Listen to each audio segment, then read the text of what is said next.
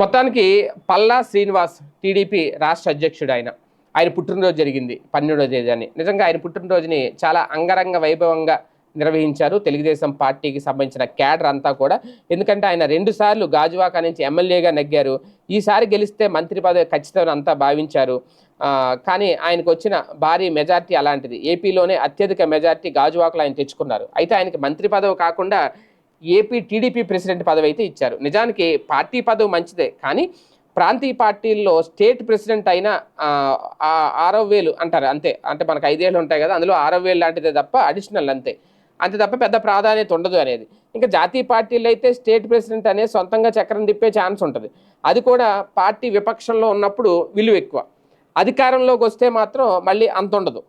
ముఖ్యమంత్రికే ఖచ్చితంగా గౌరవం ఉండదు. దాంతో టీడీపీలో పల్లాకు ముందు ఆయన ఎవరో కిమిడి కళా వెంకట్రావు, అచ్చెన్నాయుడు ఇలాంటి వారు ఈ పదవులు చేసిన పెద్దగా వారికైతే పనేం లేదు అనేది. ఎందుకంటే ఏదో పేరుకు మాత్రమే ఆ లెటర్లో కింద ఈయన పేరు ఉంటుంది అంతే, ఈయన సంతకం, అది కూడా ప్రింటెడ్.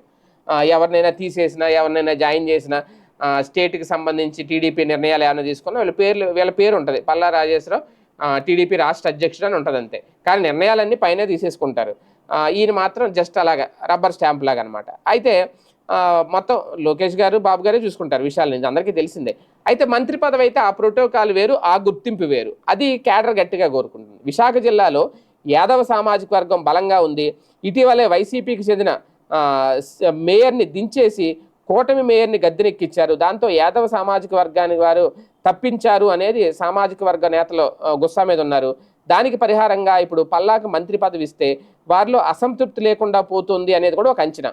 ఆ మధ్య మంత్రివర్గంలో మార్పులు జరుగుతాయని చర్చ వచ్చింది. అప్పుడు పల్లా పేరు కూడా వినిపించింది.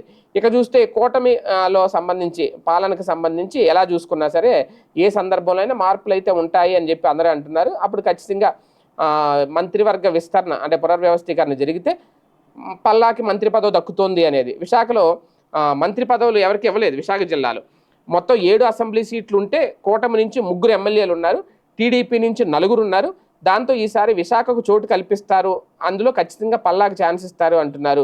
పార్టీ పట్ల విధేయతతో ఉంటూ చంద్రబాబు, లోకేష్ దగ్గర మంచి మార్కులు సాధించిన పల్లాకు ఎప్పుడు విస్తరణ జరిగినా కేబినెట్ బెర్త్ అయితే ఖాయమంటున్నారు. అందుకే ఆయన పుట్టినరోజు అభిమానులు అందరూ ఒక్కటై మా నాయకుడు ఉన్నత పదవులు సమీప భవిష్యత్తులో అధిరోహిస్తారు అంటూ ఈ ఏడాదికి టీడీపీ ప్రెసిడెంట్గా, వచ్చే ఏడాదికి మినిస్టర్గా బర్త్డేని ధూమ్ ధామ్గా చేస్తాం, వెయిట్ అండ్ సీ అంటూ ఫ్లెక్సీలు కూడా కట్టారట.